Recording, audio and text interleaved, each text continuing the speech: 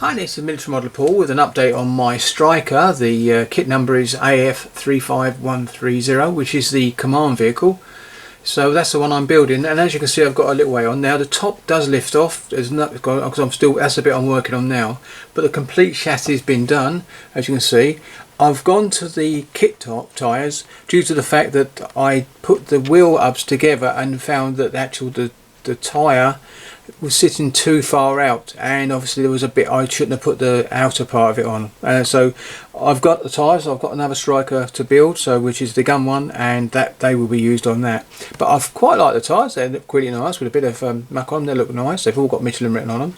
You can see what I've done is on here I've got the handles on the side, and I've also got the rack on. Now there's two sides extra centre supports there. I've got them on the box.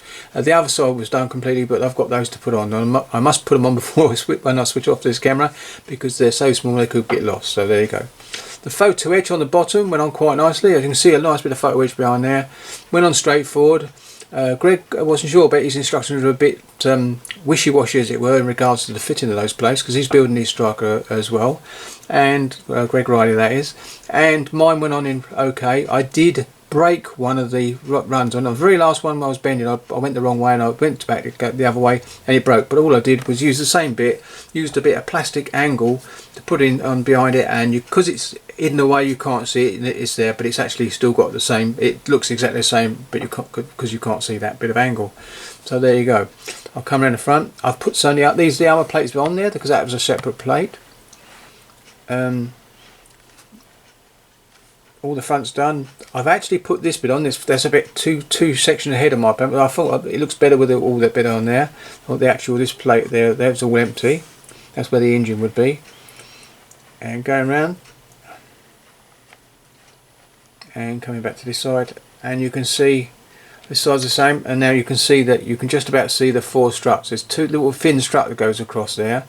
A bit of PE behind there, and you can see the PE is on the back there. You can see it nice and shiny. I haven't put the back in, and I can do, but I thought if I build the bit up as much as possible and then put it on, it'd be okay. It is a shame there won't be interior in this, but no doubt one day they come along with one with an interior. But yeah, it's coming along nicely, and I'll just lift this up to show you. It does lift up, and I'll show you the underneath quickly. Pretty busy underneath there. There you go.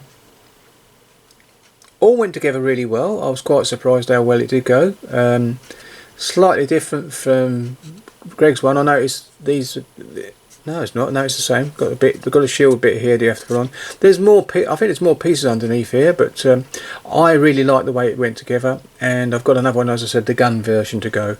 And I'm even considering getting the actual normal troop carrier later on, but I'll consider that later. But yeah, so you can see what I mean, and you can see what I mean. I look at this. There we go on the top. Whoops. Put that back a bit. There you go. And you can see there I've got no struts going across, but I've got them over the top. They've been put on, so I've got to put those on later. So if I lift this up and bring it back up, these wheels come off. They've got poly caps, which is really good. So they come on and off as well. So I've left them on there because it supports the vehicle nicely. But when it comes to painting, I can take the tyres off and spray them, weather the tyres with a bit of dust, and then put them back on, and then weather the hubs afterwards. So yeah, and this goes on nice. Greg's got a better positive fit, but you can see the little pins here, and on the front there's two pins. So I normally line the front one up there, goes on there nicely, and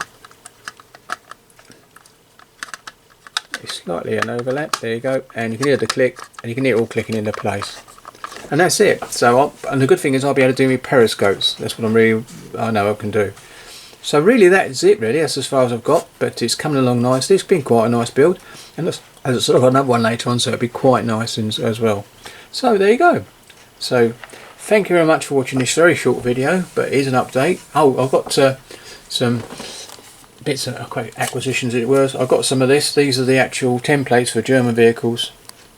Different ones to do, and a thin metal one, you can bend them on the place and spray on them with a bit of masking tape holding it in place. So really pleased with that. So they're there now, so I can actually use those.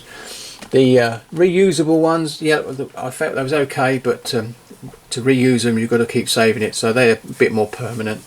So anyway, so that's as far as I've got with that one. Thank you very much for watching this short video, and I'll catch you in the next update. Happy modelling.